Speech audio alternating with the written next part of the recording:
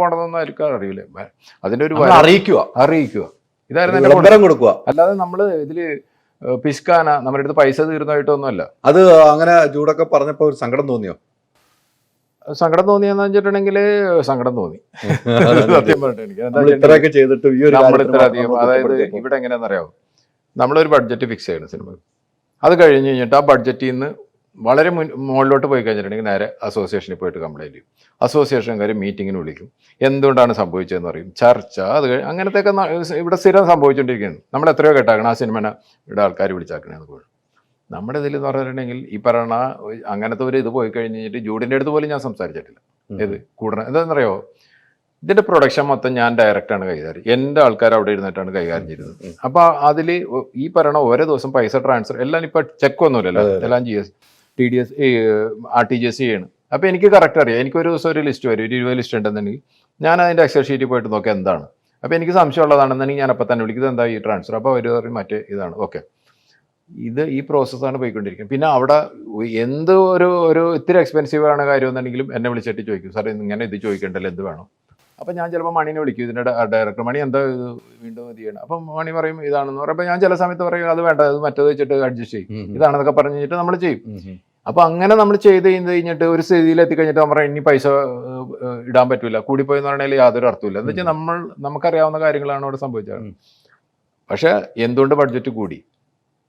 ഇങ്ങനത്തെ സാധനം ഷൂട്ട് ചെയ്യുമ്പോൾ നമ്മൾ വിചാരിക്കാത്ത പല പ്രതിസന്ധികളും വന്നുകൊണ്ടിരുന്നത് മനസ്സിലായി. അപ്പോൾ അതുകൊണ്ട് വന്നതാണ്. അപ്പോൾ അതിൽ നമ്മൾ ആരെയും കുറ്റപ്പെടുത്തില്ല, ജൂഡിനെ കുറ്റപ്പെടുത്തിയിട്ട് കാര്യമില്ല, മണിനെ കുറ്റപ്പെടുത്തി ആരെയും പറ്റിയിട്ട്. അത് ഞാൻ അത് ആർക്കും എക്സ്പീരിയൻസ് ഉണ്ടായിരുന്നില്ല. ഇനിയിപ്പോൾ ഒരു സിനിമ ചെയ്യണമെങ്കിൽ എല്ലാവർക്കും അറിയുമോ ഇതിൽ മറ്റേ സാധനം ചെയ്യണോട്ടെ, അല്ലെങ്കിൽ വീട് അങ്ങനെ ചെയ്യണോട്ടെ, ഇങ്ങനെ കുറേ കാര്യങ്ങളുണ്ട്. അപ്പോൾ അതുകൊണ്ടാണ്. അപ്പം ഇത്ര അധികം പൈസ നമ്മൾ ബഡ്ജറ്റിൻ്റെ മേലെ എനിക്ക് തോന്നുന്നു ഏകദേശം ഒരു പറഞ്ഞ ബഡ്ജറ്റിനായാലും ഏകദേശം ഒരു 60-70% കൂടിക്കഴിഞ്ഞിട്ട് പോലും നമ്മളതിൻ്റെ കൂടെ നിൽക്കുകയും അതിനുശേഷം ഇങ്ങനെ ഒരു ഇത് പറഞ്ഞപ്പോൾ എനിക്ക് ബുദ്ധിമുട്ട് തോന്നി, ഞാനത് പറയുകയും ചെയ്തു. അത് വേറെ അങ്ങനത്തെ ഒരു ഇഷ്യൂ നേരിട്ട് തന്നെ പറഞ്ഞു. നമ്മളല്ലാതെ വേറെ പറയണം അങ്ങനെ വേറെ ഒരാൾ പരാതികളൊന്നും ഇല്ലായിരുന്നു. ഇല്ല, വളരെ ഹാപ്പിയായിരുന്നു, വളരെ ഹാപ്പിയായിട്ട്. ഇത് ഈ നിമിഷം വരെ എന്ന് പറഞ്ഞിട്ടുണ്ടെങ്കിലും ഞങ്ങൾ തമ്മിൽ ഞാൻ ഇതിലെ ഒരാൾക്കാരായിട്ടും യാതൊരുവിധ എന്തിനും വഴക്ക അങ്ങനെ എല്ലാവർക്കും ആകെ ഞാൻ ഇതിൽ കുറച്ചൊരു ദേഷ്യം എന്ന് പറയാൻ പറ്റില്ല, നമ്മുടെ ഒരു ഉപദേശിക്കുമല്ല ഇത് നിങ്ങൾക്കൊന്നും ഇത് ആ രീതിയിൽ സംസാരിച്ചെന്ന് പറഞ്ഞാൽ ഇതിന്റെ VFXന്റെ ആൾക്കാർ, പിന്നെ അതേപോലെ തന്നെ ഇതിന്റെ സ്കോർ ചെയ്തത് BGM ചെയ്തത് എന്ന് വെച്ചിട്ടുണ്ടെങ്കിൽ അവർ ഡിലേ ആയി, നമ്മൾ പറഞ്ഞ സമയത്ത് വർക്ക് ചെയ്ത് തന്നില്ല. അപ്പൊ ജൂഡിനോട് ചോദിക്കുമ്പോൾ ജൂഡ് പറഞ്ഞു, സാർ ഇവരിങ്ങനെ പറഞ്ഞ് അവരെ വിശ്വസിച്ച് ഞാൻ ഇത് ഏൽപ്പിച്ചതാണെന്ന് പറയുമ്പോൾ ഞാൻ പറഞ്ഞു ജൂഡ് എനിക്ക് അവരായിട്ട് മീറ്റ് ചെയ്യണം. അവരിവിടെ വന്ന് ഈ ചെയറിലിരുന്ന് ഞാൻ ചോദിച്ചു എന്തുകൊണ്ടാണ് ചോദിച്ചത്. അപ്പോൾ അവർ പറഞ്ഞ ഇങ്ങനെ പല പല കാര്യങ്ങൾ പറഞ്ഞത്, ഓണത്തിന് റിലീസ് ചെയ്താൽ പോരെ എന്നൊക്കെ ചോദിച്ചാൽ ഓണം എന്നാണെന്ന് തന്നെ അറിയാം. ഞാൻ ഓണം നിങ്ങളല്ല നമ്മളാണ് തീരുമാനിക്കുന്നത്, എല്ലാ മാസവും ബാങ്ക് ഇൻട്രസ്റ്റ് പോയിക്കൊണ്ടിരിക്കണം. അപ്പോൾ അതൊക്കെ പറഞ്ഞു കഴിഞ്ഞിട്ട് ഞാൻ പറഞ്ഞു നിങ്ങൾക്ക് ഇത് പറ്റൂലെന്ന് എനിക്ക് പറഞ്ഞുവിട്ടെ, നേരത്തെ പറയായിരുന്നില്ല എന്നൊക്കെ ചോദിച്ചു. അങ്ങനെയൊക്കെ അങ്ങോട്ടും ഇങ്ങോട്ടും കുറച്ച് സംസാരിച്ച് സ്വാഭാവികമായിട്ട് ഉണ്ടാവുന്നതാണ്. അങ്ങോട്ടും ഇങ്ങോട്ടും അല്ല, ഞാൻ അവരോട് സംസാരിച്ചു, പിള്ളേരാണല്ലോ. അപ്പോൾ അതുകൊണ്ട് സിനിമ റിലീസായി പിറ്റേ ദിവസം ഇവരെല്ലാവരും ഞാൻ ദുബായിൽ നിന്ന് വിളിച്ചു. എന്ന് വെച്ച് കഴിഞ്ഞാൽ എന്നേലും വളരെ യങ് ആയിട്ടുള്ള ഇതാണ്, പക്ഷെ ഭയങ്കര നിങ്ങൾക്ക് അതിന്റെ ഞാൻ പറഞ്ഞു റിയലി നിങ്ങൾ ഞാൻ അന്ന് സംസാരിച്ചാൽ ഒട്ടും വിഷമിക്കരുത് എന്ന് വെച്ചിട്ടുണ്ടെങ്കിൽ അന്ന്. അപ്പോൾ എൻ്റെ അടുത്ത് പറഞ്ഞു സാർ വിളിച്ചു തന്നെ വലിയ കാര്യം, എന്തിനാണ് സാർ വിളിച്ചത്, അത് കുഴപ്പമൊന്നും. എന്നാലും ഞാൻ പറഞ്ഞു വിളിക്കാന്നുള്ള എൻ്റെ ഒരു മര്യാദയാണ്. സിനിമ കാണുമ്പോഴാണല്ലോ ഇവർ ഇങ്ങനത്തെ ഞെട്ടിക്കണ വർക്ക് ചെയ്താക്കണം. അത് കഴിഞ്ഞ് ആ വർക്കിന് വേണ്ടി അവർ കുറച്ച് ടൈം എടുത്തു കഴിഞ്ഞിട്ടാണ് നമ്മൾ അവരെ ഈ സിനിമ നേരത്തെ കണ്ടില്ലായിരുന്നോ? ഞാൻ പല പ്രാവശ്യം കണ്ടിരുന്നു. അത് ജൂഡ് ഞാൻ ഒരേ പ്രാവശ്യം വരുമ്പോഴും എൻ്റെ വീട്ടിൽ കൊണ്ടുവന്ന് TV കണക്ട് ചെയ്ത് അതിൻ്റെ ഓരോ എഡിറ്റിങ്ങിന്റെ കാര്യങ്ങൾ. അപ്പൊ എൻ്റെ ചെറിയ പൂർണ്ണ രൂപത്തിൽ എത്തിയിട്ട് കണ്ടായിരുന്നു. ഞാനത് തിയേറ്ററിലാണ് കണ്ടത്. തിയേറ്ററിൽ പൂർണ്ണ രൂപം മീൻസ് അതിന്റെ വിഷ്വലി പൂർണ്ണ രൂപം ഞാൻ കണ്ടിട്ടുണ്ടായിരുന്നു. 2.5 മണിക്കൂർ ഞാൻ ഇവിടെ സ്റ്റുഡിയോയിൽ ഇട്ടിട്ട് കണ്ടിട്ടുണ്ടായിരുന്നു. പക്ഷെ അന്ന് ഞാൻ കാണുന്ന സമയത്ത് അതിൽ ബാക്ക്ഗ്രൗണ്ട് മ്യൂസിക്കും പിന്നെ അതിൽ ഈ പറയുന്ന സ്പെഷ്യൽ എഫക്ട്സ് ഉണ്ടല്ലോ, അതൊന്നും ഉണ്ടായിരുന്നില്ല. അപ്പോൾ അതിനുശേഷം ഞാൻ എൻ്റെ അടുത്ത് പല പ്രാവശ്യം അത് കാണാമെന്ന് പറഞ്ഞിട്ടുണ്ടെങ്കിലും എനിക്കത് ദുബായ് തിയേറ്ററിൽ എൻ്റെ ഫാമിലിയുടെ കൂടെ കാണണമെന്ന് എനിക്ക് ഭയങ്കര ആഗ്രഹമായിരുന്നു. അപ്പം ഞാൻ അങ്ങനെ അതാണല്ലോ ഒരു ഫൈനൽ. ഇത് എൻ്റെ ഫ്രണ്ട്സ് എല്ലാവരും കൊണ്ട് എൻ്റെ ഫാമിലിയൊക്കെ അങ്ങനെ ഇരുന്നിട്ട് കാണുക. അത് ഈ പറയുന്ന മാളികപ്പുറം എന്നുണ്ടെങ്കിൽ ഞാൻ അങ്ങനെ തന്നെയാണ് കണ്ടല്ലേ. ഈ നമ്മൾ പറഞ്ഞു വെച്ചിരുന്ന ഈ പ്രൊമോഷന്റെ കാര്യങ്ങളാണ് പറഞ്ഞു വെച്ചിരുന്നത്. അതോടൊപ്പം തന്നെ നമ്മൾ വലിയ 1.5 ഏക്കർ എടുത്ത് ടാങ്കാണ് കിട്ടുന്നത് അല്ലേ, ഭയങ്കര പൈസയാവുന്നുണ്ട്. നമ്മൾ ഒരു സ്ഥലത്ത് ഒരാളെ മാത്രമല്ലല്ലോ ഏൽപ്പിക്കുന്നത്, നമുക്കിത് എത്ര രൂപയാവും എന്നൊക്കെ അന്വേഷിക്കുമല്ലോ. അങ്ങനെ അന്വേഷണത്തിൽ വല്ല തട്ടിപ്പും കണ്ടെത്തിയോ? അല്ല, ഇതെങ്ങനെ വെച്ചിട്ടുണ്ടെങ്കിൽ നമ്മളിപ്പോൾ ഒരു ബഡ്ജറ്റ് ഉണ്ടല്ലോ, നമ്മളിപ്പോൾ ചിലപ്പോൾ സിനിമകൾ വന്നു കഴിഞ്ഞിട്ട് പറയും ഒരു 5 കോടിയാണ് 5 കോടിയാണ് ഇതിൻ്റെ മുടക്ക് 5 കോടി മുടക്കി കഴിഞ്ഞ് ഇത്ര അങ്ങനെയൊക്കെ പറയും. പക്ഷേ എൻ്റെ ഒരു രീതി എന്ന് പറഞ്ഞാൽ 5 കോടിയാണെങ്കിൽ അതിനെ എല്ലാത്തിനും സ്പ്ലിറ്റപ്പ് തരാൻ പറയും. ഓരോ ആർട്ടിസ്റ്റിന് എത്രയാണ്, ടെക്നീഷ്യൻസിന് എത്രയാണ്, ആർട്ടിന് എത്രയാണ്, ഇങ്ങനെയെല്ലാം പറഞ്ഞിട്ട് അത് കഴിഞ്ഞ് കഴിഞ്ഞിട്ട് ആർട്ടിൻ്റെ ഡീറ്റെയിൽ, ഇപ്പോൾ ആർട്ടിന് എക്സാമ്പിൾ പറയുകയാണ് ഒരു 4 കോടിയാണ്, എങ്ങനെ പോകണം 4 കോടി, അപ്പോൾ അതിൻ്റെ എല്ലാം ഡീറ്റെയിൽ ഉണ്ടാവും. അതിൽ വീട് ഒരു 10 വീട് ഉണ്ടാക്കണം, അതിന് എത്ര, ഈ ടാങ്ക് ഉണ്ടാക്കണം, അങ്ങനെ എല്ലാ കാര്യങ്ങളും ഉണ്ട്. മണിയായിട്ട് ഞാൻ ഓൾറെഡി വർക്ക് ചെയ്തിട്ടുള്ളൂ. അപ്പോൾ മണിക്ക് അറിയാം ഞാൻ എങ്ങനെയാണ് ഡീൽ ചെയ്യണമെന്ന് മണിക്കും വ്യക്തമായിട്ട് അറിയാം. അപ്പോൾ ഞാനിതിൽ നോക്കുമ്പോൾ എന്ന് പറഞ്ഞിട്ടുണ്ടെങ്കിൽ അതിൽ കുറച്ച് ഈ ബിൽഡിംഗ് കൺസ്ട്രക്ഷനായിട്ട് ഈ പറയുന്ന അതിൽ പറഞ്ഞ ടാങ്ക്, പിന്നെ ഒരു അണ്ടർ വാട്ടർ ടാങ്ക് ഉണ്ട്, ഇവർ ഡൈവ്, ഇതെല്ലാം 2 ടാങ്കാണ്. പിന്നെ അതിലൊരു 14 വീട് ഉണ്ടാക്കിയിരുന്നു. വീട് മീൻസ് സാധാരണ ആൾക്കാർ താമസിക്കുന്ന പോലത്തെ വീടുകളുണ്ടായിരുന്നു. 14 വീട് ഉണ്ടാക്കണമായിരുന്നു. അപ്പോൾ ഇങ്ങനത്തെ ഇതൊക്കെ വന്നു കഴിഞ്ഞപ്പോൾ എന്ന് പറഞ്ഞിട്ടുണ്ടെങ്കിൽ ഞാൻ ഇതിൽ നോക്കിക്കഴിഞ്ഞപ്പോൾ അതിലെല്ലാത്തിനും എമൗണ്ട് ഇട്ടിട്ടുണ്ടല്ലോ, ടാങ്കിന് ഒരു എമൗണ്ട് ഇതിനൊക്കെ ഇട്ട് കഴിഞ്ഞപ്പോൾ എനിക്കിതിൻ്റെ A to Z അറിയാവുന്നതാണ്. ഇത്ര വലിയ ബിൽഡിംഗ് വേണം, കാരണം അവിടെ ഇവിടെയൊക്കെ ചെയ്യുമ്പോൾ നമുക്ക് ഈസി ആയിട്ട്. അപ്പം ഞാൻ നോക്കുമ്പോൾ എന്ന് പറഞ്ഞിട്ടുണ്ടെങ്കിൽ അത് ഭയങ്കര ഇതായിരുന്നു. അപ്പം ഒരിക്കലും ഇതിൽ ആർട്ട് ഡയറക്ടർ അവരുടെ ഒരു ഫീൽഡ് അല്ലല്ലോ ഈ കൺസ്ട്രക്ഷൻ. അവർ പുറത്തുനിന്ന് എടുത്തു കഴിഞ്ഞപ്പം സിനിമയിൽ അറിയാമല്ലോ, സിനിമയാണല്ലോ കൂട്ടി പറയും ഭയങ്കര അത് ഒരു ഇതില്ലാത്ത രീതിയിൽ പറഞ്ഞാൽ. അപ്പോൾ അത് കണ്ടു കഴിഞ്ഞപ്പോൾ ഞാൻ പറഞ്ഞത് അതിൻ്റെ സ്പെസിഫിക്കേഷൻ എടുക്കാൻ പറഞ്ഞു, ഇത് എത്ര തിക്നെസ്സിലാണ്, എത്ര കമ്പി ഇടുന്നുണ്ട്, ഇതെല്ലാം പറയാം. നമ്മൾ അതേപോലെ തന്നെ ചെയ്യണമല്ലോ. അപ്പോൾ അവരിത് തന്നു കഴിഞ്ഞപ്പോൾ ഞാനും എൻ്റെ എഞ്ചിനീയർ ഉണ്ട് ശ്രീരാഗ്, ഏബിൾ എന്ന് പറഞ്ഞ 2 പേര് സ്ട്രക്ചർ എഞ്ചിനീയറാണ് അവർ. അപ്പോൾ അവരിരുന്ന് കഴിഞ്ഞിട്ട് ഞാൻ പറഞ്ഞു ഇങ്ങനെ എടുത്ത് തന്നാക്കണം, പക്ഷെ നമുക്ക് അതിനേലും സ്ട്രോങ് ആയിട്ട് ഉണ്ടാക്കണം. വെച്ചിട്ടുണ്ടെങ്കിൽ നമ്മൾ ഇടപെട്ട് കഴിഞ്ഞിട്ട് വെള്ളം പൊട്ടി കഴിഞ്ഞാൽ എല്ലാ പ്രൊഡ്യൂസർ വന്നു കഴിഞ്ഞിട്ട് ഇത് ചെയ്ത് ലാഭിക്കാൻ നോക്കി, കമ്പി കുറച്ചിട്ട് എന്നൊക്കെ പറഞ്ഞാൽ. അപ്പോൾ അത് ചെയ്യണമെന്ന് പറഞ്ഞാൽ അവർ വന്ന് നോക്കി കഴിഞ്ഞിട്ട് എനിക്ക് തോന്നുന്നു ആദ്യം അവർ പറഞ്ഞാക്കണതിൻ്റെ ഏകദേശം ഒരു 40% നമ്മൾ ചെയ്ത് ഈ പറയണ 1.5 ഏക്കർ ടാങ്ക്. മറ്റു ടാങ്ക് എന്ന് പറഞ്ഞിട്ടുണ്ടെങ്കിൽ ചെറിയ പൈസക്ക് നമ്മൾ ചെയ്തു. അപ്പോൾ ഇവർ തന്നെ അവർ ഭയങ്കര ഹാപ്പിയാണ്. എന്ന് വെച്ചാൽ വേറെ ആരോ വന്നു കഴിഞ്ഞിട്ട് വെറുതെ പൈസ കൊടുക്കണേലും ആ പൈസ നമുക്ക് വേറെ ഉപയോഗിക്കാമല്ലോ ഒരു ബഡ്ജറ്റിൽ. അപ്പോൾ അങ്ങനെ ഈ പറയണ ഈ 14 വീടിൻ്റെ സ്ട്രക്ചർ ഉണ്ടാക്കാനായിട്ട് നമ്മുടെ ആൾക്കാർ സഹായിച്ചിരുന്നു. അതിൻ്റെ അകത്തൊക്കെ ഇതുണ്ടല്ലോ ഈ പൈപ്പ് വെൽഡിങ് ഇതൊക്കെ നമ്മൾ ചെയ്തിരുന്നു. അപ്പോൾ അതായത് ആർട്ടായിട്ട് ബന്ധമില്ലാത്തൊരു വർക്കുകളാണ്. ഇത് പറയുന്നത് നമ്മളിപ്പോ ഒരു ആർട്ട് ഡയറക്ടർ നമുക്ക് കൊട്ടേഷൻ തരുന്നു, വേറെ സ്ഥലത്ത് നിന്ന് എടുത്തിട്ടാണ് തരുന്നത്. അവര് കൂട്ടിവെക്കുന്നു, ഇവർക്കറിയില്ല അതിനെപ്പറ്റി, അവർക്കറിയില്ല എങ്ങനെയാണ് പ്രൊഡ്യൂസർമാരുടെ പൈസ പോകുന്നത്. അതെ, നമ്മൾ ഇപ്പം ഞാനിത് എനിക്ക് കൺസ്ട്രക്ഷൻ മേഖലയിലുള്ള എക്സ്പീരിയൻസ് ഉള്ളതുകൊണ്ട് മാത്രം ഞാൻ അതിൽ ഇടപെട്ട്. ഇല്ലെന്നുണ്ടെങ്കിൽ അവർ തന്ന് ഞാനത് പറയണം ഓക്കെ എന്ന് പറയണം. എക്സാമ്പിൾ പറഞ്ഞിട്ടുണ്ടെങ്കിൽ ഈ ടാങ്ക്, ഈ 1.5 ഏക്കർ ടാങ്കിന് എനിക്ക് കിട്ടിയ ഇതെന്ന് പറഞ്ഞിട്ടുണ്ടെങ്കിൽ ഇവർ തന്നു പറഞ്ഞാൽ 1.45 ആയിരുന്നു. 1.45 CR ആയിരുന്നു ഈ ടാങ്ക് ഉണ്ടാക്കാനായിട്ട് ഉണ്ടായിരുന്നത്. ഞാനത് ഫുൾ ഉണ്ടാക്കി കഴിഞ്ഞപ്പോൾ ഏകദേശം വന്നു പറഞ്ഞാൽ 50 ലക്ഷം. എൻ്റെ അടുത്ത് പറഞ്ഞു സാർ ഒരു 40 ലക്ഷത്തിന് മിക്കവാറും തീരുമെന്ന് പറഞ്ഞു. പക്ഷെ അത് ചെയ്തു വന്നു കഴിഞ്ഞപ്പോൾ ചില സ്ഥലത്തൊക്കെ എന്ന് പറഞ്ഞാൽ രണ്ടാമത് വ്യത്യാസമാണ്. അതാ പറയാം. അല്ല, ഇതെന്താണെന്നറിയാമോ, ഇത് പുറത്തുനിന്ന് ഒരു കമ്പനി വരുന്ന സമയത്ത് അവർക്ക് ഇതൊന്നും അറിയേണ്ട ആവശ്യമില്ല. ആരും പൈസ എടുക്കണം, ഏതൊരു സിനിമയ്ക്ക് വേണ്ടി ചെയ്യണം. അപ്പോൾ അവർ ആ രീതിയിലുള്ള കണക്കൂട്ടിൽ ഇനി ചിലപ്പോൾ അവരുടെ എന്തെങ്കിലുമൊക്കെ കാൽക്കുലേഷനിൽ പ്രശ്നങ്ങൾ ഉണ്ടാവായിരിക്കും. 1.5 ഏക്കർ എന്ന് പറഞ്ഞാൽ നിങ്ങൾക്ക് അറിയാലോ, എത്രയോ ഹൂജാണ്. 10,60,000 സ്ക്വയർ ഫീറ്റാണ് ഇത് ചെയ്യുന്നത്. അതിൽ കുറേ ചലഞ്ചിങ് ഉണ്ടായിരുന്നു. അതിൽ കുറേ മരങ്ങളുണ്ടായിരുന്നു അതിൻ്റെ അകത്ത്, തെങ്ങും വേറെ എന്തോ മരങ്ങളൊക്കെ ഉണ്ടായിരുന്നു. അപ്പോൾ ലാൻഡ് ഓണർ പറഞ്ഞിട്ടുണ്ടായിരുന്നു ഒരു മരം വെട്ടാൻ പാടില്ല, നമ്മളിത് കഴിഞ്ഞിട്ട് പോരുമല്ലോ. അപ്പോൾ നമ്മൾ ഈ തെങ്ങിനെ അങ്ങനെ നിർത്തണം, ഈ മരത്തിന് അങ്ങനെ നിർത്തണം, അവിടെ ഒരു ടാങ്ക് പണിയണം. അപ്പോൾ അതൊരു ചലഞ്ചിങ് ആയിരുന്നു. അത് പിന്നെ നമ്മൾ പല ടെക്നോളജിയൊക്കെ ഉപയോഗിച്ച് കഴിഞ്ഞിട്ട് മരത്തിന് ഒരു കുഴപ്പമില്ലാതെ അത് സിനിമ വന്നപ്പോഴും രസമായി. ഒരു വീടിന്റെ സൈഡിൽ ഒരു തെങ്ങ്. അപ്പോൾ അതൊക്കെ നമ്മൾ ചെയ്തു. പക്ഷേ എപ്പോഴും ഒരു ഭയം ഉണ്ടായിരുന്നു എനിക്ക്. എന്താ വെച്ചിട്ടുണ്ടെങ്കിൽ നമ്മൾ പറഞ്ഞു കഴിഞ്ഞിട്ട് നമ്മുടെ ആൾക്കാരാണ് അവിടെ ടാങ്ക് ഇട്ടാക്കണം. ഏതെങ്കിലും രീതിയിൽ പൊട്ടിക്കഴിഞ്ഞിട്ടുണ്ടെങ്കിൽ ഏകദേശം 1 കോടി ലിറ്ററാണ് അതിലെ വെള്ളം, അപ്രോക്സിമേറ്റ് 1 കോടി ലിറ്റർ. അപ്പോൾ എവിടെയെങ്കിലും ഇത് പൊട്ടിക്കഴിഞ്ഞിട്ടുണ്ടെങ്കിൽ അതിൻ്റെ ഹൈറ്റ് എന്ന് പറഞ്ഞിട്ടുണ്ടെങ്കിൽ ഏകദേശം ഒരു 6 ഫീറ്റാണ്. അതായത് ഒരാളുടെ ഫീറ്റ് ഉണ്ട്. നമ്മുടെ ഏറ്റവും ടോപ്പ് വരെ വെള്ളം നിർത്തുമായിരുന്നില്ല, 5 ഫീറ്റൊക്കെ ഒരു ചെറിയ ആളുടെ ഇതിലൊക്കെയാണ് വെള്ളം ഉണ്ടായിരുന്നത്. അപ്പോൾ ഇതിൽ ഒരേ ടൈമിൽ തന്നെ വെച്ചിട്ടുണ്ടെങ്കിൽ ചുരുങ്ങിയത് ഒരു 100-100 ആൾക്കാരെങ്കിലും ഇതിൻ്റെ ഈ ടാങ്കിൻ്റെ അകത്തുണ്ടാകുന്നുണ്ട്. ടെക്നീഷ്യൻസ്, പിന്നെ ഈ ജൂനിയർ ആർട്ടിസ്റ്റ് ഒക്കെ ഉണ്ട്, സിനിമയിൽ അങ്ങോട്ടും ഇങ്ങോട്ടൊക്കെ നടക്കുന്ന ആൾക്കാർ, പിന്നെ ഇതിൻ്റെ ക്രൂ, പല ഇതിൻ്റെ മെസ്സിൻ്റെ ആൾക്കാരുണ്ടാവും, ലൈറ്റ് ബോയ് ഉണ്ടാവും, ഇങ്ങനെ എല്ലാവരും ഉണ്ടല്ലോ, എല്ലാവരും കൂടി ഒരു ഇതാണ്. അപ്പോൾ ഏതെങ്കിലും രീതിയിൽ ഈ ടാങ്ക് എവിടെയെങ്കിലും ഒന്ന് പൊട്ടിക്കഴിഞ്ഞിട്ടുണ്ടെങ്കിൽ ഏകദേശം ഒരു 60-70 മീറ്റർ കഴിയുമ്പോഴാണ് ഈ ഭീകരമായ പുഴ കിടക്കുന്നത് അവിടെ. അപ്പോൾ ഞാൻ അവിടെ ഈ സ്ഥലം കാണാൻ ചെന്നപ്പോൾ ഞാൻ ആ പുഴയുടെ സൈഡിൽ ചെന്നപ്പോൾ ഞാൻ ആദ്യം ചോദിച്ചു പുഴക്ക് എത്ര ആഴമെന്നൊക്കെ പറയണ.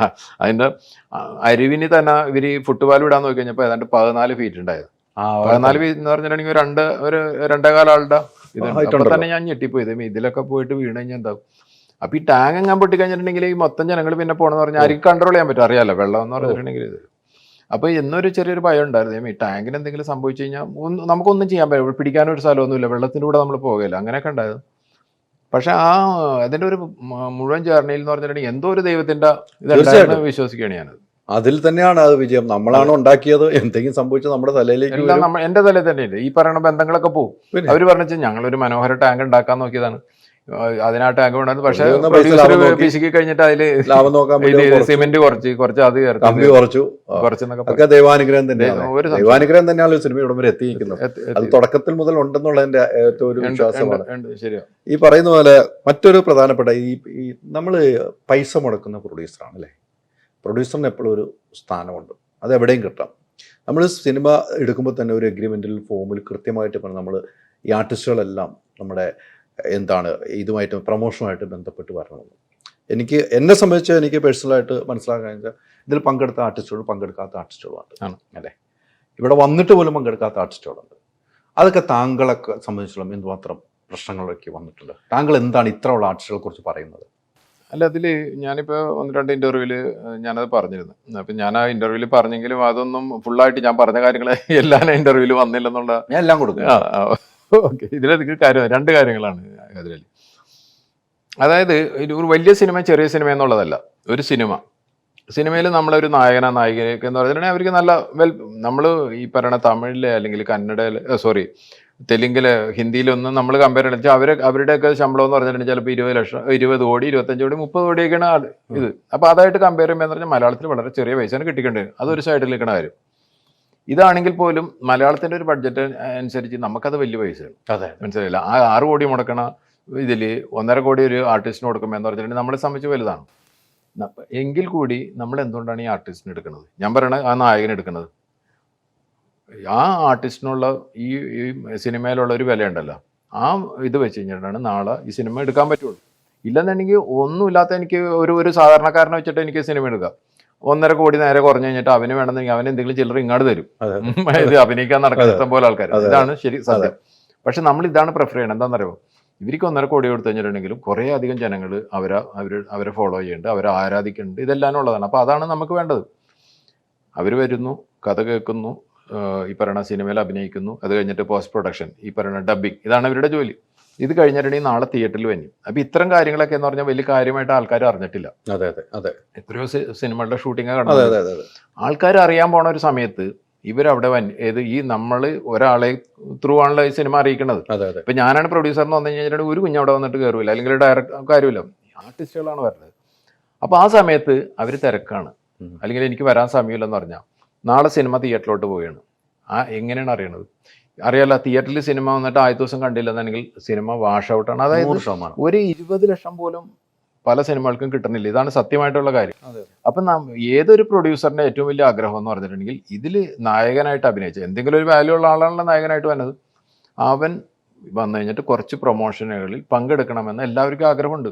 ഇതിലൊരു സംശയമില്ലാത്ത കാര്യമാണ്. എനിക്കും അതിൽ ആഗ്രഹമുള്ളതാണ്. അപ്പോൾ നമ്മൾ സിനിമ എടുത്ത് ആ റിലീസിൻ്റെ ഏകദേശം ഒരാഴ്ച മുന്നെയാണ് ഈ പ്രോസസ്സ്. അല്ല 1 മാസം മുന്നേ ചെയ്തിട്ടൊന്നും ഒരു കാര്യമില്ല എന്ന് വെച്ചിട്ടുണ്ടെങ്കിൽ ആരാണ് ശ്രദ്ധിക്കണം? 100 കാര്യങ്ങളായിട്ട് 100 വാട്സപ്പും അവിടെ ഇതെല്ലാനായിട്ട് പോയിക്കൊണ്ടിരിക്കുന്ന ഒരു കാലഘട്ടമാണിത്. അപ്പോൾ ആ സിനിമ റിലീസ് ആവണതിന് തൊട്ട് മുന്നേ വരണം. അപ്പം ഞാൻ എപ്പോഴും പറയണമെന്ന് വെച്ചിട്ടുണ്ടെങ്കിൽ ഈ PS2 അല്ലെങ്കിൽ ബാഹുബലി, ഇങ്ങനത്തെ KGF, ഇതിനെല്ലാത്തിനും എറണാകുളത്ത് വന്നു കഴിഞ്ഞിട്ട് ഈ ലീമ റെഡിയിലും പല സ്ഥലങ്ങളിലും വന്നിട്ട് വലിയ ഒമ്പിച്ച പ്രോഗ്രാമുകൾ നടത്തി കഴിഞ്ഞിട്ട് ഒരു ഉത്സവമാക്കേണ്ട. അതെ. അപ്പം അങ്ങനെ ചെയ്യണ ഒരു സ്ഥലത്ത് നമ്മളുടെ ഒരു സിനിമ അതായിട്ട് നമ്മൾ ഒരിക്കലും കമ്പയർ ചെയ്യണില്ല കേട്ടോ. ആനാടും പോലത്തെ എങ്കിൽ പോലും നമ്മളുടെ എന്താണ്, നമ്മൾ ഇവരെയും കൊണ്ട് ഹൈദരാബാദിൽ പോകാനോ ബാംഗ്ലൂരോ നമ്മളൊന്നും ഉദ്ദേശിക്കണ്ടില്ല. ആകെ നമ്മൾ ഉദ്ദേശിക്കണമെന്നാണ് എറണാകുളം മാത്രമാണ് നമ്മൾ ഉദ്ദേശിക്കുന്നത്. ചില ആൾക്കാർ വേണമെങ്കിൽ തിരുവനന്തപുരത്തൊക്കെ ഇല്ലെന്നുണ്ടെങ്കിൽ ഒരു കാലിക്കട്ട്, അപ്പോൾ തൃശ്ശൂരോ കണ്ണൂരൊന്നും ആരും പ്രൊമോഷൻ വെക്കാറില്ല സാറ്. ഇവിടെ പോലും ഇവർക്ക് വരാൻ സമയമില്ലെന്നുണ്ടെങ്കിൽ നമ്മളെന്താ ചെയ്യണത്? നമ്മൾ ഇപ്പം ഈ 2018 പറഞ്ഞ് ഞാൻ ആരെയും കുറ്റപ്പെടുത്തട്ടെ, എല്ലാവരുമായിട്ട് നമ്മൾ ഭയങ്കര ദോസ്തിയാണ്, എല്ലാവരും നമ്മളായിട്ട് നല്ല റിലേഷനൊക്കെ. എനിക്ക് ഞാൻ അത് പറയണമെന്ന് വെച്ചിട്ടുണ്ടെങ്കിൽ ഞാൻ 1-2 പേര് എൻ്റെ അടുത്ത് ചോദിച്ച് ഞാൻ ഫേസ്ബുക്കിലും പറഞ്ഞ കാര്യമാണ്. പറയേണ്ട കാര്യം നമ്മൾ പറയാതിരിക്കാൻ പറ്റില്ല. 5-ാം തീയതിയാണ് റിലീസാവുന്നത്. നമ്മളതിന് മുന്നേ ഒരാഴ്ച അല്ലെങ്കിൽ ഒരു 10 ദിവസത്തെ ഗ്യാപ്പിൽ എന്ന് പറഞ്ഞിട്ടുണ്ടെങ്കിൽ ഇതിൽ പല ആർട്ടിസ്റ്റുകളെ നമുക്ക് കിട്ടിയില്ല. അവർക്ക് അവരുടേതായ ഇതുണ്ടാവായിരിക്കാം. അത് നേരത്തെ പറഞ്ഞു വന്നൊരു കാര്യം എന്ന് വെച്ചിട്ടുണ്ടെങ്കിൽ ഇവർക്ക് ഈ പുറത്തുള്ള ആൾക്കാർക്ക് 30 കോടിയും 40 കോടിയൊക്കെ കിട്ടുമ്പോൾ ഇവിടെ കിട്ടണമെന്ന് പറഞ്ഞാൽ 1.5-2 കോടിയാണ്. അപ്പോൾ അവർ ഒരു വർഷത്തിൽ ഒരു വർഷത്തിൽ ചെയ്യണം മാക്സിമം 1 സിനിമ 2 സിനിമ ചെയ്യണുള്ളൂ. അവർക്ക് അത് മതി. ഇവർക്ക് ചുരുങ്ങിയത് ഒരു 5-6 സിനിമയൊക്കെയാണ് ഇവർ ചെയ്തുകൊണ്ടിരിക്കുന്നത്. അപ്പോൾ ഒരു സിനിമ തന്നെ എന്ന് പറഞ്ഞിട്ടുണ്ടെങ്കിൽ ചിലപ്പോൾ ഒരു 45 ദിവസം അതിൻ്റെ ഷെഡ്യൂളിൻ്റെ ഇതൊക്കെ വരുമ്പോൾ 45 അല്ലെങ്കിൽ 2 മാസമൊക്കെ എടുക്കേണ്ടതെന്നുണ്ടെങ്കിൽ അവർ ചെയ്യുമ്പോൾ ഒരു വർഷം മുഴുവൻ ഇവർ എൻഗേജഡാണ്. ഏതോ ഷൂട്ടിങ് മാത്രമല്ല, അതിൻ്റെ പോസ്റ്റ് പ്രൊഡക്ഷൻ അങ്ങനത്തെ പല പല കാര്യങ്ങളുണ്ട്. ഇവർക്കും ഫാമിലി ഉള്ളതാണ്, വേറെ പല കാര്യങ്ങളുണ്ട്. അപ്പോൾ അവർക്ക് അതനുസരിച്ച് ഇങ്ങനെ ട്രാവലിംഗ് നടത്തണം, ഇങ്ങനത്തെ പല കാര്യങ്ങളുണ്ട്. അപ്പോൾ ഇവരുടെ സൈഡിൽ എന്ന് പറഞ്ഞ് ഇങ്ങനെ ഇവർക്ക് ജസ്റ്റിഫിക്കേഷൻ ഉണ്ട്, അതിലൊന്നും ഞാനൊന്നും പറയണില്ല. മറ്റൊരു കൂട്ടമായിട്ട് ഒരു ഫ്ലൈറ്റ് എടുത്തിട്ട് അങ്ങനെ പിന്നെ എന്ന് പറഞ്ഞിട്ടുണ്ടെങ്കിൽ അവർക്ക് വേറെ പണിയൊന്നുമില്ല. ആ സിനിമ കഴിഞ്ഞ് ഇനി 6 മാസം കഴിഞ്ഞാൽ അല്ലെങ്കിൽ 4 മാസം കഴിഞ്ഞിട്ടുണ്ടെങ്കിൽ അടുത്ത സിനിമ ഇഷ്ടംപോലെ സമയമുണ്ട്. ഇവിടെ എന്ന് പറഞ്ഞാൽ അതല്ല, ഇവിടുത്തെ കഴിയാൻ വേണ്ടി കാത്തിരിക്കണം അടുത്തതിൽ ജോയിൻ ചെയ്യാനായിട്ട്. ഇതാണ് നടന്നുകൊണ്ടിരിക്കുന്നത്. അപ്പോൾ അതുകൊണ്ട് അവരുടെ സൈഡിൽ നോക്കുമ്പോൾ അവർ പറഞ്ഞതെല്ലാം കറക്റ്റാണ്, യാതൊരു സംശയമില്ല. പക്ഷെ പൈസ മുടക്കണ ഒരു പ്രൊഡ്യൂസറിനെ സംബന്ധിച്ച് നോക്കുമ്പോൾ അവന് ഇതൊന്നും അറിയേണ്ട ആവശ്യമില്ല. അവൻ മുടക്കിയാക്കണ പൈസ, ഇവർക്ക് ഇത്ര അധികം പൈസ കൊടുത്തിട്ടുണ്ട്, അവന് ആ പൈസ തിരിച്ചിട്ടുണ്ടെങ്കിൽ ഇവരുടെ എല്ലാം സപ്പോർട്ട് വേണം. അപ്പോൾ അതില്ലെന്നുണ്ടെങ്കിൽ അവനെന്ത് ചെയ്യും? അത് കഴിഞ്ഞിട്ട് ഇപ്പോൾ തന്നെ ഈ 2018 പ്രൊമോഷൻ കുറവായിരുന്നു. ഇപ്പോൾ ഹൈദരാലി നേരത്തെ അങ്ങനത്തെ ഒരു ചർച്ച വന്ന സമയമില്ല, ഇവരെല്ലാവരും വരികയും, അതായത് ഇതിൽ എത്ര ആർട്ടിസ്റ്റ് ഉണ്ടെന്നറിയാം. അതെ അതെ, അതിലെ മെയിൻ ആർട്ടിസ്റ്റ് 10 പേരെ വെച്ച് കഴിഞ്ഞിട്ട് ഒരു 3-4 ഈ പറയുന്ന ഇൻ്റർവ്യൂകൾ, എന്തെങ്കിലുമൊക്കെ ഈ ചാറ്റ് ഷോ, വേറെ എന്തെങ്കിലും ഇങ്ങനത്തെയൊക്കെ ചെയ്തിരുന്നുണ്ടെങ്കിൽ ഇതൊരു വലിയ പെട്ടെന്ന് തന്നെ ഏറ്റവും ജനങ്ങളിലോട്ട് എത്തിക്കാൻ പറ്റിയ സംഗതി ഇതാണ്. അല്ലാതെ ഞാൻ 1-2 സ്ഥലത്ത് അവിടെ ഇവിടെ വലിയ ഹോൾഡിങ്ങും വെച്ച് കുറച്ച് പോസ്റ്ററും വെച്ച് ഏതെങ്കിലും ന്യൂസ് പേപ്പറിൽ ഫുൾ പേജ് കൊടുക്കണേക്കാൾ വലുതെന്ന് പറഞ്ഞതാണ്. എത്രയോ 100 കണക്കിന് യൂട്യൂബേഴ്സ്, എല്ലാ ചാനലുകളും, ഇവരെല്ലാവരും എടുത്തിട്ട് കഴിഞ്ഞിട്ട് ഈ പറയുന്ന അല്ലാതെ തന്നെ ന്യൂസുകളായിട്ട് എല്ലാം വരും. അതാണ് ശരിക്കും ആവശ്യമുള്ളത്. അപ്പോൾ അത് എനിക്കറിയില്ല അത് എങ്ങനെയാണ് ഇനി ഫ്യൂച്ചറിലും ഇത് ചെയ്യാൻ പോണേന്ന്. നമ്മളിപ്പോൾ ഒരു എഗ്രിമെന്റ് വെച്ചിട്ടൊന്നും മലയാള സിനിമയിൽ ഒരു കാര്യമുണ്ടെന്ന് എനിക്ക് തോന്നുന്നു. അല്ല, ഇങ്ങനെ വരാത്തവർ ഇനി എന്ത് ചെയ്യും നമ്മൾ? അല്ല, അത് ഇതിന്റെ പ്രശ്നങ്ങൾ എന്നാണ് പറയുന്നത്. എല്ലാവരും എന്ന് പറഞ്ഞാൽ അത്ര ഈ ആക്ടേഴ്സ് ഒക്കെ എന്ന് പറഞ്ഞിട്ടുണ്ടെങ്കിൽ അത്ര ബിസി. താങ്കൾക്ക് ഇത് ഒരു മാനസികമായിട്ട് ബുദ്ധിമുട്ടുണ്ടാക്കിയില്ലേ? അത് തീർച്ചയായിട്ടും പല ആളുകളും ഇപ്പൊ ബുദ്ധിമുട്ട് ഇപ്പൊ ഞാൻ പറഞ്ഞ സിനിമയിലൂടെ നമ്മൾ മാറിയത്. അതെ, അതായത് ബുദ്ധിമുട്ടുണ്ട് നമ്മൾ. പക്ഷെ ഞാൻ നേരത്തെ എന്റെ ഫേസ്ബുക്കിൽ എഴുതുന്നത് വിജയതീരങ്ങളിൽ എത്തിക്കഴിയുമ്പോൾ എന്ന് പറഞ്ഞിട്ടുണ്ടെങ്കിൽ പല കാര്യങ്ങളും നമ്മൾ മറവിയിലോട്ട് പോകും. അതാണ് ഒരു പ്രപഞ്ച സത്യമാണ്. അപ്പൊ ഇതും അങ്ങനെ. ഇപ്പൊ ഞാൻ നേരത്തെ പറഞ്ഞില്ലേ, VFXന്റെ ആളെ ഞാൻ ചെയ്ത് പറയണം. ഇപ്പൊ വിളിച്ചിട്ട് ഞാൻ അവനെ തെറ്റ് പറഞ്ഞു. ഞാൻ ആദ്യം പറഞ്ഞിരുന്നു ഈ സിനിമ റിലീസ് ചെയ്തതിനു ശേഷം ഞാൻ പത്രസമ്മേളനം നടത്തുന്നുണ്ട്, പണി പോകുമെന്നൊക്കെ ഞാൻ പറഞ്ഞു. ഇപ്പൊ ആ പറഞ്ഞ ആള് തന്നെ ഞാൻ അവനെ വിളിച്ചു കഴിഞ്ഞിട്ട് വിഷമിക്കരുത്, ഇതാണ് നീ VFXന്റെ അങ്ങേറ്റം എത്തേണ്ട ആളാണെന്നൊക്കെ പറഞ്ഞ് ഞാൻ അവനെ സന്തോഷിപ്പിച്ചു. അത് വെരി യങ് ഗൈ ആണ്. അപ്പൊ നമ്മൾ അവനെ ഇത് ചെയ്യണമല്ലോ, എന്താണ് ഒരു മോട്ടിവേറ്റ് ചെയ്യണം നമ്മൾ അവനെ. ഒരു സമയത്ത് എന്ന് പറഞ്ഞാൽ മാനസികമായിട്ട് നമ്മൾ തകർക്കാൻ നോക്കിയത്. ഇതൊക്കെ പ്രശ്നങ്ങൾ വെച്ച് കഴിഞ്ഞിട്ട് നമ്മൾ ഉദ്ദേശിക്കുന്ന രീതിയിൽ പ്രൊമോഷൻ നടക്കാതെ വന്നു കഴിഞ്ഞപ്പോൾ നമുക്കൊരു വിഷമമൊക്കെ ഉണ്ടായിരുന്നു. പക്ഷെ ഇപ്പൊ വിജയിച്ചു കഴിഞ്ഞപ്പോൾ നമ്മുടെ വിഷമമൊക്കെ പോയി. നമുക്കിപ്പോ ആരുമായിട്ട് യാതൊരു പ്രശ്നമില്ല. അവരോട് വന്ന് സംസാരിച്ചോ? പങ്കെടുക്കാത്തവരോട് സംസാരിച്ചോ? അല്ല, ഇപ്പൊ ഞാൻ ഇതിൽ എന്താ പറയാ, ഈ ആർട്ടിസ്റ്റുകളായിട്ട് ഡയറക്ടർ അല്ലെങ്കിൽ വേറെ ആരെങ്കിലും വെച്ച് സംസാരിക്കും. അല്ല, ഇതില് അറിയാലോ, ആന്റോ ജോസഫ് എന്റെ ഒരു കോ പ്രൊഡ്യൂസറാണ്. അപ്പൊ ഇതിന് ആർട്ടിസ്റ്റുകളെ ഡേറ്റ് എടുക്കലും ഇതെല്ലാം ആന്റോന്റെ ഇരുതായിരുന്നു. അപ്പൊ സ്വാഭാവികമായിട്ട് ഞാൻ ആന്റോനോടാണ് ചോദിക്കണം, ഞാനല്ലാതെ ഒരു. അപ്പൊ ആന്റോനോട് ചോദിക്കുമ്പോൾ ആന്റോ ഇവരെ കോൺടാക്ട് ചെയ്യുന്നു, അവര് പറയുന്നു. അപ്പൊ പുള്ളിയുടെ ഒരു നിസ്സഹായാവസ്ഥ ഉണ്ടല്ലോ, ഞാൻ എന്ത് ചെയ്യും? അവരങ്ങനെയാണ് പറയണത്, എൻ്റെ അടുത്ത് ഇങ്ങനെ പറയാൻ പറ്റില്ല അങ്ങനെയാണെന്ന് പറഞ്ഞപ്പോൾ ഞാൻ പറഞ്ഞു ഓക്കെ, നോ പ്രോബ്ലം, സിനിമക്ക്. ഇത് ഞാനീ പറഞ്ഞു വെച്ചിട്ടുണ്ടെങ്കിൽ ആരും ഇതിൽ വന്നിട്ട് സഹകരിച്ചില്ലെന്നല്ല കേട്ടോ, അങ്ങനെയല്ല നമ്മൾ പറഞ്ഞത്. വന്നിരുന്നു, പക്ഷെ അത് എല്ലാവരും കൂടി വരയിരുന്നുണ്ടെങ്കിൽ ഇത് കുറേയും കൂടി നേരത്തെ ഇങ്ങനത്തെ ഒരു കംപ്ലൈന്റ് വരുമായിരുന്നില്ല. ഇത് പ്രൊമോഷന് നമ്മളുടെ പ്രൊഡ്യൂസറിന്റെ സൈഡിൽ നിന്ന് എഫോർട്ടില്ല, നമ്മൾ പിസ്ക്കാണ്, പൈസ മുടക്കുന്നൊക്കെ പറഞ്ഞാൽ ഈ ഒരു സംഗതി നിങ്ങൾ കാണാത്തതുകൊണ്ടാണ്. അതായത് ഈ സിനിമ ഇറങ്ങണതിന് ഒരാഴ്ച മുന്നേ ഇതൊന്നും ഇല്ലാത്തതുകൊണ്ടാണ് അങ്ങനെ തോന്നിയത്. അതെ, അത് തന്നെയാണ് ഞാൻ ചോദിച്ചത്. ഞാൻ ഇന്റർവ്യൂ എടുക്കാൻ പോയപ്പോൾ എനിക്ക് ഒരു ദിവസം ആളുകളെ കിട്ടിയിരുന്നു, പിന്നെ നോക്കുമ്പോൾ മറ്റാളുകളെ കിട്ടുന്നില്ല, ഒരുമിച്ചൊന്നും എടുക്കാൻ നോക്കുമ്പോൾ അത് കിട്ടാത്തൊരവസ്ഥയുണ്ട്. അപ്പോൾ അവർ പല സ്ഥലത്താണെന്ന് പറയുന്നു. അപ്പോൾ അങ്ങനെ ഒരു വലിയൊരു ദയനീയ അവസ്ഥ എനിക്കും ആ സിനിമ. അല്ല, ഇതാണ് ഈ സിനിമയുടെ വലിപ്പം എന്ന് പറഞ്ഞിട്ടുണ്ടെങ്കിൽ, ഇതിലാ ഹീറോയിൻ മെയിലും ഫീമെയിലും എല്ലാവരും കൂടി ചേർന്നിട്ട് ഒരു 10 പേര് ഒരുമിച്ചിരുന്ന് കഴിഞ്ഞിട്ട് നിങ്ങളിത് ചെയ്യുമ്പോൾ നിങ്ങൾ തന്നെ വിചാരിക്കട്ടെ, ഈ അടുത്ത കാലത്തൊന്നും ഇത്ര എല്ലാവരും എന്ന് പറഞ്ഞിട്ട് നായകനും നായികയായിട്ട് അഭിനയിക്കുന്ന ആൾക്കാരാണ് ഞാനിപ്പോൾ. നിങ്ങൾ തന്നെ വിചാരിക്കുമല്ലോ ഈ സിനിമ ഒരു വലിയ സിനിമ തന്നെയാണ്, അല്ലാന്നുണ്ടെങ്കിൽ ഇതിനൊരു പ്രത്യേകത ഉണ്ട്, സാധാരണ സിനിമകളിൽ നിന്നൊരു വ്യത്യാസം, ഇത്രയധികം ആർട്ടിസ്റ്റുകളെ വെച്ചിട്ടാണ് ചെയ്യണമെന്ന് നിങ്ങൾക്ക് തോന്നും. അതാണ് ജനങ്ങൾ കാണേണ്ടത്, ജനങ്ങളിലോട്ട് എത്തേണ്ടതായിരുന്നു. അപ്പോൾ തന്നെ ഇത് വിചാരിക്കുമോ ഈ സിനിമ ഒന്ന് ശ്രദ്ധിക്കപ്പെടുന്ന സിനിമയാണ്, അല്ലെങ്കിൽ കാണണം എന്നൊക്കെ പല തോന്നലും ഉണ്ടാവാം. അല്ല, അതിപ്പോ ഇതൊക്കെ കഴിഞ്ഞു പോയി. ഇനി കഴിഞ്ഞില്ല, ഇനിയാണ് ഇതെല്ലാം നമ്മൾ പാഠമാണ്, നമ്മൾ ഓരോന്ന് പഠിച്ചു വന്നപ്പോൾ. അതെ, അല്ല ഞാൻ വിചാരിച്ചിട്ടുണ്ട് ഇനി ഫ്യൂച്ചറിൽ ഒരു സിനിമ ചെയ്യണമെന്നുണ്ടെങ്കിൽ അവരോട് പറയണം. നമ്മൾ റിലീസ് ഡേറ്റ് എന്ന് പറഞ്ഞിട്ടുണ്ടെങ്കിൽ ഇപ്പൊ ഇന്ന് വൈകുന്നേരം ഞാൻ പറയല്ല, അതായത് നാളെ സിനിമ റിലീസ് ചെയ്യണമെന്ന് ഒരിക്കലും പറയണില്ല. നമ്മൾ ചുരുങ്ങിയത് 1 മാസം മുന്നെയാണ് പറയണത്, ഇന്ന ദിവസം നമ്മൾ സിനിമ റിലീസ് ചെയ്യാൻ പാടും. എന്ന് വെച്ചാൽ തിയേറ്ററായിട്ട് എഗ്രിമെന്റ് ഉണ്ടാവും. ഒരു സിനിമ റിലീസ് ചെയ്യണമെങ്കിൽ അല്ലേ സെൻസർ ചെയ്യണം, അങ്ങനെ കുറേ കാര്യങ്ങളുണ്ട്. അപ്പോൾ റിലീസ് ഡേറ്റ് നമ്മൾ ഒരു ഈ പറയുന്ന 1 മാസം മുന്നെങ്കിലും അനൗൺസ് ചെയ്താൽ മാത്രമാണ് നമുക്കൊരു ഭംഗിയായിട്ടുള്ള റിലീസ് നടക്കുള്ളൂ. അപ്പോൾ അത്രയും ടൈം അവർക്കുണ്ട്. അവർക്ക് വേണമെന്നുണ്ടെങ്കിൽ അവർക്ക് കറക്റ്റായിട്ട് പ്ലാൻ ചെയ്യാം. ഓക്കെ, ഇന്ന ദിവസം ഈ സിനിമ റിലീസ് ചെയ്യാൻ പോകണം. അപ്പോൾ അവർക്കത് വേണമെങ്കിൽ പ്ലാൻ ചെയ്യാം, വരണമെങ്കിൽ വരാം. പക്ഷേ ഇവിടെ എനിക്ക് തോന്നുന്നു ആ രീതിയിലൊന്നും ആരും അത്ര അല്ല, അവരൊക്കെ നിർമ്മിക്കുന്ന സിനിമയും അവർക്കൊക്കെ വലിയ പ്രാധാന്യം ഉണ്ടെങ്കിൽ അവർ മുന്നിൽ കാണുകയും ചെയ്യും കേട്ടോ. ഉണ്ടാവുമായിരിക്കും. പൈസ മുടക്കണവനെ തിരിച്ചു കിട്ടണമെന്ന് എല്ലാവർക്കും ആഗ്രഹമുണ്ടാവും. ഇപ്പം ഞാൻ പൈസ മുടക്കി കഴിഞ്ഞാൽ എനിക്കത് തിരിച്ചു കിട്ടണമെന്ന് എനിക്ക് മാത്രം ആഗ്രഹം ഉണ്ടായിട്ട് കാര്യമില്ല, എല്ലാവർക്കും ആഗ്രഹം ഉണ്ടാവണം. അല്ലെങ്കിൽ ഇത് ഡയറക്ടർ മാത്രം ആഗ്രഹം ഉണ്ടായിട്ട് കാര്യമില്ല. അപ്പോൾ അത് എല്ലാവരും കൂടെയൊക്കെ ചിന്തിച്ചു കഴിഞ്ഞിട്ടുണ്ടെങ്കിൽ മലയാള സിനിമ ഈ പറയണ ഇപ്പം അറിയാലോ ഒരു വല്ലാത്തൊരു സാഹചര്യത്തിലാണ് കടന്നുകൊണ്ടേ. 75 സിനിമ റിലീസ് ആയി കഴിഞ്ഞിട്ട് ഈ വർഷം രോമാഞ്ചം അതെ. അപ്പോൾ അതിൽ നിന്നൊക്കെ കുറച്ച് വ്യത്യാസം ഉണ്ടാവുമെന്നാണ് എനിക്ക് തോന്നുന്നത്. എൻ്റെ ഒരു ഇത് ചെറിയ ഞാൻ പറയണ വലിയ സിനിമയിലല്ല പറയണം, ഈവൻ 2 കോടി മുടക്കി കഴിഞ്ഞിട്ടുണ്ടെങ്കിലും എല്ലാവരും കൂടി ചേർന്ന് കഴിഞ്ഞിട്ട് ജനങ്ങളിലോട്ട് എത്തിക്കാനും ആ സിനിമ എത്രയോ നല്ല സിനിമകൾ തിയേറ്ററിൽ ആൾ കാണാതെ പോയിട്ടെന്ന് പറയും. ഞാൻ തന്നെ ഇതിന് ശേഷം OTT കണ്ടപ്പോൾ എനിക്ക് തന്നെ വിഷമം തോന്നി. ഞാനായിട്ടൊരു ബന്ധമില്ലാത്ത സിനിമയാണെങ്കിൽ പോലും എനിക്ക് ഇതൊക്കെ തിയേറ്ററിൽ കാണേണ്ട സിനിമയല്ലേ എന്ന് എനിക്ക് തോന്നി. ഇപ്പൊ ഇരുട്ടാന്ന് പറയുന്ന സിനിമ നല്ല സിനിമയാണ്, എനിക്ക് ഭയങ്കരമായിട്ട് ഇഷ്ടമായ സിനിമയാണ്. അങ്ങനത്തെ എത്രയോ സിനിമകൾ ഇതുണ്ട്. അതൊക്കെ തിയേറ്ററിൽ ശരിക്കും പറഞ്ഞ ജനങ്ങളെ ഏറ്റെടുക്കേണ്ട സിനിമയായിരുന്നു. അപ്പോൾ അതൊക്കെ എല്ലാവരും കൂടി ചേർന്നിട്ടുള്ളൊരു കൂട്ടായ്മയോടുകൂടി ജനങ്ങളെ തിയേറ്ററിലോട്ട് കൊണ്ടുവരണം. അല്ല ഒരു സിനിമ 2 സിനിമ വർഷത്തിൽ കണ്ടാൽ പോരാ.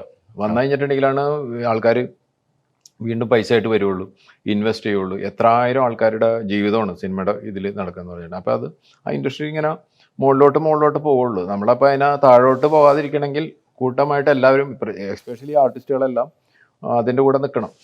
മമ്മൂട്ടി വെച്ച് പടം എടുത്തു, പടം എടുത്തു, ഈ ലാലേട്ടനെ വെച്ച് പടം എടുക്കണമെന്നുണ്ടോ? ഒരേ ഫ്ലാറ്റിലാണ് താമസിക്കുന്നത്, നിങ്ങളുടെ ഫ്ലാറ്റിൽ തന്നെ ലാലേട്ടൻ താമസിക്കുന്നത്. അതെ, ലാലേട്ടനെ വെച്ച് കഴിഞ്ഞിട്ട് ഒരു സിനിമ എടുക്കാന്നുള്ളത് എനിക്ക് ഭയങ്കര ആഗ്രഹമുള്ള കാര്യമാണ്. ലാലേട്ടൻ ഞാനിവിടെ താമസിക്കാൻ തുടങ്ങി കഴിഞ്ഞിട്ട് ഒരു ദിവസം ലാലേട്ടനും വൈഫും കൂടി വന്നപ്പോൾ ഞാൻ പറഞ്ഞിരുന്നു എൻ്റെ ഒരു ഡ്രീമാണ്. അപ്പോൾ ലാലേട്ടൻ പറഞ്ഞ അതിന് എന്താ വേണു നമുക്ക് ചെയ്യാലാം എന്നൊക്കെ ലാലേട്ടൻ്റെ അടുത്ത് പറഞ്ഞിരുന്നു. അത് എപ്പോഴാണെന്ന് അറിയില്ല, നല്ല സബ്ജക്റ്റൊക്കെ വന്നിട്ട് ലാലേട്ടനൊക്കെ എത്രയോ പ്രോജക്റ്റുകൾ കമ്മിറ്റ് ചെയ്ത് കഴിഞ്ഞിട്ട് മുന്നോട്ട് പോയിക്കൊണ്ടെങ്കിൽ എപ്പോഴെങ്കിലും സാഹചര്യം വന്നു കഴിഞ്ഞിട്ടുണ്ടെങ്കിൽ എനിക്ക് ചെയ്യണമെന്ന് ഭയങ്കര ആഗ്രഹമുണ്ട് ലാലേട്ടനെ പോലുള്ള ഇത്. പിന്നെ അതേപോലെ തന്നെ മമ്മൂക്ക ഇനിയും ഒരു പടം ഈ പറയണ മാമാങ്കത്തിന്റെ ഈ പറയണ പുറത്തും സൈഡിലെല്ലാം ഉള്ള യുദ്ധങ്ങൾ ഇതെല്ലാം കഴിഞ്ഞ് കഴിഞ്ഞിട്ട് ഞാൻ സിനിമ റിലീസായി കഴിഞ്ഞിട്ട് എനിക്ക് ഒരാഴ്ച 2 ആഴ്ച വന്നു കഴിഞ്ഞിട്ട് മമ്മൂക്കയുടെ വീട്ടിൽ ഞാനും മമ്മൂക്ക മാത്രമേ ഉണ്ടായിരുന്നുള്ളൂ. ആ സമയത്ത് മമ്മൂക്ക എൻ്റെ അടുത്ത് പറഞ്ഞിരുന്നു, വേണുവിന് എന്തെങ്കിലും ഇത് ചെയ്യാനായിട്ട് ഒരു നല്ല കഥയായിട്ട് വന്നിട്ടുണ്ടെങ്കിൽ നിങ്ങൾക്ക് ഞാൻ എന്തായാലും ഡേറ്റ് തന്നിരിക്കും എന്ന് പറഞ്ഞിരുന്നു. ഞാൻ ഒരു നല്ലൊരു മനസ്സാണ്, അങ്ങനെയൊന്നും ഇവിടെ ആരും ചെയ്യുന്നില്ല. മമ്മൂക്കൻ്റെ അടുത്ത് പറഞ്ഞിരുന്നു നല്ല പ്രൊജക്റ്റ് ആയിട്ട് വന്നു. ഇഷ്ടംപോലെ റൈറ്റേഴ്സ് വന്നു കഴിഞ്ഞിട്ട് എൻ്റെ അടുത്ത് സ്റ്റോറി പറഞ്ഞിട്ടുണ്ട്. പക്ഷെ അത് എനിക്കത് കേൾക്കുമ്പോൾ അത് മമ്മൂക്ക് പറ്റിയതാണെന്ന് എനിക്ക് തോന്നിയിട്ടില്ല. മമ്മൂക്കിന്റെ അടുത്ത് പറഞ്ഞു വിടണതിന് പിന്നെ നമുക്കൊരു അൾട്ടിമേറ്റ് ആയിട്ട് മമ്മൂക്ക് ഇഷ്ടപ്പെടണം, അതാണ് അതിന്റെ കറക്റ്റ് ആയിട്ടുള്ള വഴി. എങ്കിൽ പോലും ആ മമ്മൂക്കിന്റെ അടുത്ത് എത്തിക്കാനായിട്ടുള്ള ഒരു സംഗതി ഉണ്ടെന്ന് എനിക്ക് തോന്നിയിട്ടില്ല. അപ്പോൾ ഒരു നല്ല ഇതിനു വേണ്ടി ഞാനിപ്പോഴും വെയിറ്റ് ചെയ്യണം. വന്നു കഴിഞ്ഞിട്ടുണ്ടെങ്കിൽ 100% മമ്മൂക്കിയുടെ ഒരു സിനിമ നടന്നിരിക്കും. മോഹൻലാലിന്റെ ഒരു സിനിമ എന്തായാലും അതെ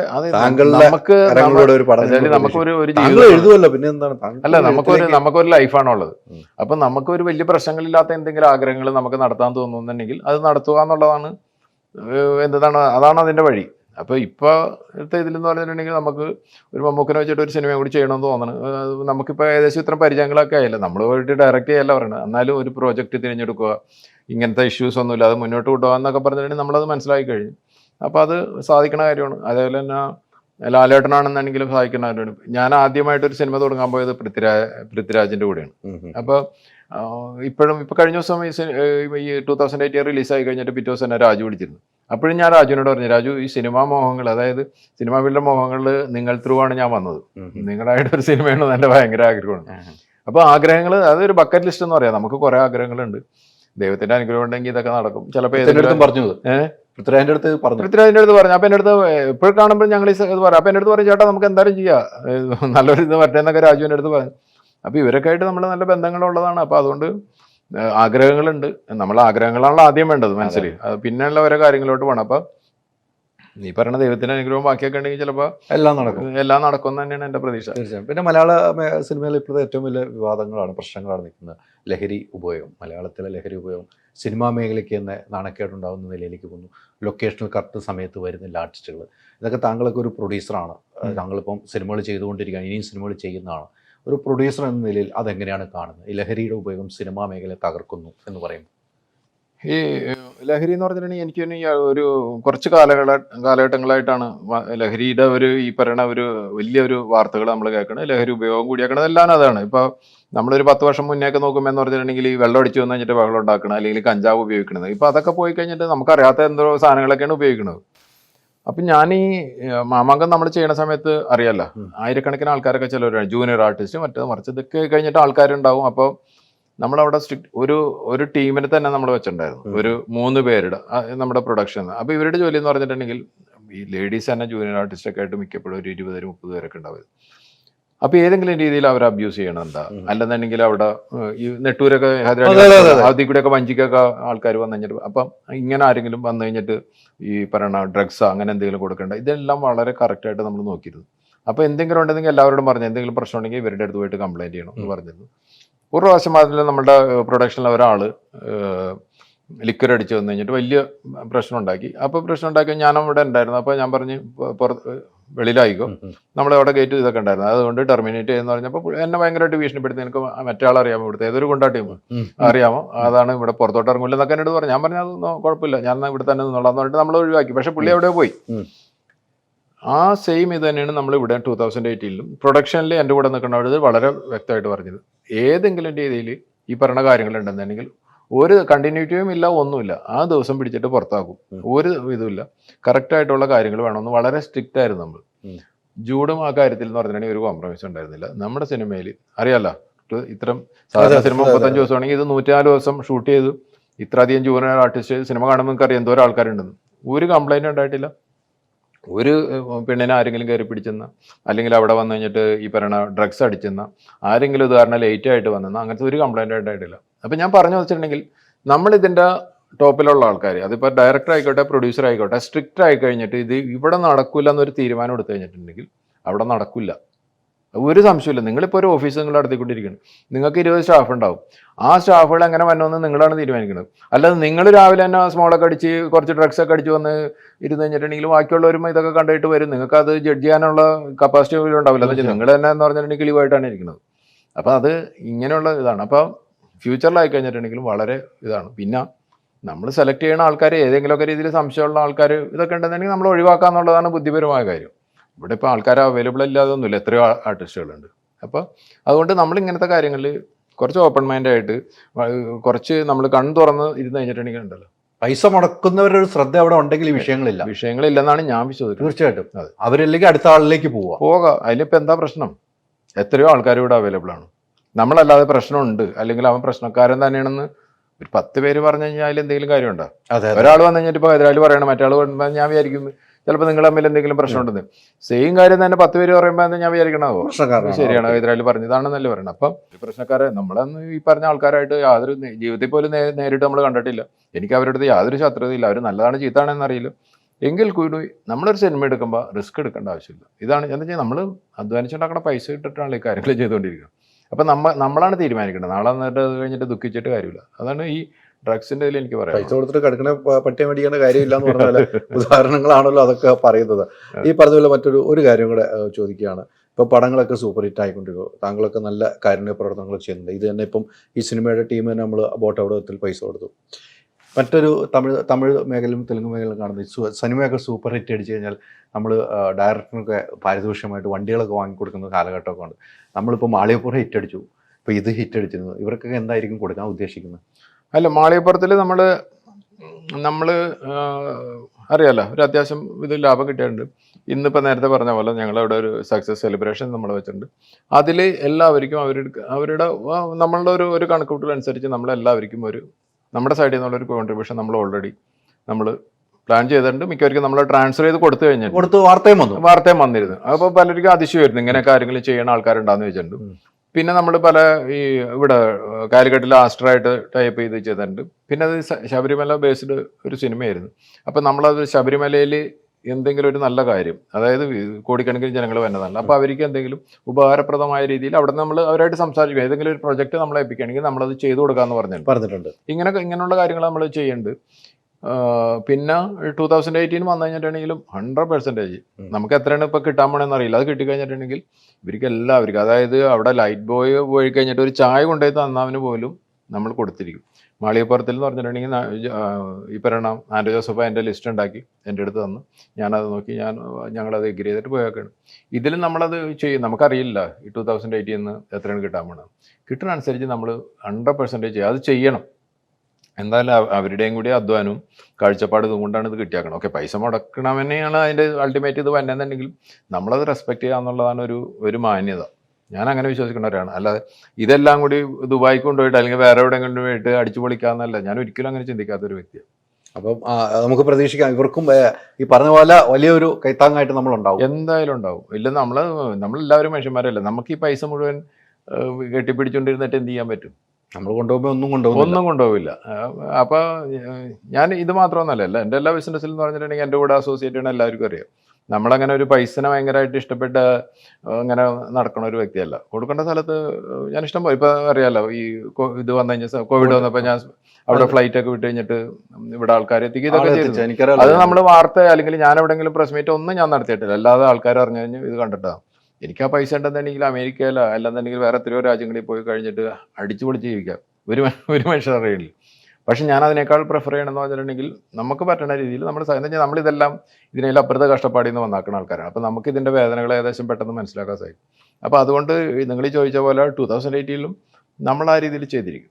തീർച്ചയായിട്ടും അങ്ങനെ ചെയ്യുമെന്നുള്ള എനിക്കറിയാം. എന്തെങ്കിലും ഒന്ന് അറിയാനുള്ളൊരു ആകാംക്ഷ ഉണ്ടല്ലോ പ്രേക്ഷകർക്ക്. അതുകൂടെ ഒരു പങ്കുവയ്ക്കാൻ വേണ്ടി ചോദിച്ചാണ്. ഈ പറഞ്ഞ പോലെ ഇനിയും സൂപ്പർ ഹിറ്റ് സിനിമകൾ താങ്കൾ ചെയ്യണം. അത്തരം സിനിമകൾ നമ്മൾ കാണാതിരിക്കും. നിങ്ങൾ അമേരിക്കയിലൊക്കെ പോയിട്ട് സിനിമ നിർമ്മിക്കുന്നുണ്ട്, അവിടെ സിനിമ റിലീസ് ചെയ്യുന്നുണ്ട്. അത് നേരെ തിരിച്ച് ഇന്ത്യയിലേക്ക് ആ സിനിമ റിലീസിന് ഒരുങ്ങുവാന്ന് എനിക്ക് തോന്നുന്നു. ആ സിനിമ ഇങ്ങോട്ട് കൊണ്ടുവരുന്നു തോന്നുന്നു അല്ലേ? ഇവിടെ റിലീസ് ചെയ്യുന്നുണ്ട്. ഇനിയും ഒത്തിരി സിനിമകൾ മലയാള സിനിമയിൽ. ഇപ്പൊ സിനിമയുടെ എല്ലാ കാര്യങ്ങളും പഠിത്തം തീരുന്നില്ല, പഠിച്ചു. ആദ്യ സിനിമയിൽ വന്നപ്പോൾ ഒത്തിരി പരാതിയായി. നമ്മൾ പോയിക്കുമ്പോൾ യൂണിയനിൽ നിന്നൊക്കെ നമ്മൾ എടുത്തുകാട്ടം യൂണിയനിലൊക്കെ പോകുമ്പോൾ നമ്മളെ പേടിപ്പിച്ചു. ഇങ്ങനെ ദുബായിൽ നിന്ന് പൈസ കൊണ്ടുവന്ന ആളാണ്, നിങ്ങൾ ഇവിടെ അതൊന്നും നടക്കില്ല എന്ന് പറഞ്ഞു. ഇപ്പൊ നേരെ തിരിച്ച് നിങ്ങൾ വരണം സിനിമ ചെയ്യണമെന്ന് പറയുന്ന യൂണിയൻ വരെ ആക്കിയെടുക്കാൻ പറ്റിയ അല്ല, നമ്മളെല്ലാവരുമായിട്ട് നല്ല അല്ല അതുവരെ ആക്കിയെടുക്കാൻ പറ്റിയ നമുക്ക് കറക്റ്റ് തന്നെ അല്ലേ? അത്തരം ഒരു നിലയിലേക്ക് ആക്കാൻ പറ്റും. എന്നുവെച്ചാൽ ദുബായിൽ നിന്ന് വന്ന് വെറുതെ പണമായിട്ട് വന്നൊരു സിനിമ എടുത്ത ഒത്തിരി പേരുണ്ട്. അവർ ഒന്നും നോക്കുന്നില്ല, വെറുതെ പൈസ കൊടുക്കും, അവരെന്തോ ചെയ്യുന്നു. അവിടെയാണ് ഈ ബ്ലാക്ക് മണി വൈറ്റ് മണി ആക്കാൻ വരുന്നു എന്നാണ് മൊത്തത്തിൽ പറയുന്നത്. അത് നിങ്ങൾ നേരത്തെ പറഞ്ഞ എല്ലാം GST കൃത്യമായ കണക്ക് കൊടുത്തു എന്ന് പറയുമ്പോൾ താങ്കളെ പോലെയുള്ള ആളുകൾ ഇത് എന്താ എനിക്ക് ഈ സംഗതിയൊക്കെ പേടിയുള്ള ആളാണ്. ഏത് ഈ കസ്റ്റംസുകാർ, ED ഇവരൊക്കെ വിളിച്ച് ഇരുത്തുക, ഇവരൊക്കെ ലോക അന്വേഷണം നടന്നുകൊണ്ടിരിക്കുകയാണ്. അപ്പൊ അത് കഴിഞ്ഞിട്ട് നമ്മൾ അവരുടെ മുന്നിൽ ചെന്നിട്ട് തലകുമ്പിട്ടിരിക്കുക എന്നൊക്കെ പറഞ്ഞാൽ നമുക്ക് ഓരോ ഇതുണ്ടല്ലോ, ഓരോ ആൾക്കാർ ജീവിച്ചു വന്നാക്കണ ഓരോ സാഹചര്യങ്ങൾ. ചില ആൾക്കാർ എന്ന് പറഞ്ഞാൽ അവർ വിളിച്ചാലും കുഴപ്പമില്ല, എങ്ങനെയെങ്കിലും കുറച്ച് കാശ് അങ്ങനെയൊക്കെ ചിന്തിക്കുന്ന ആൾക്കാരുണ്ട്.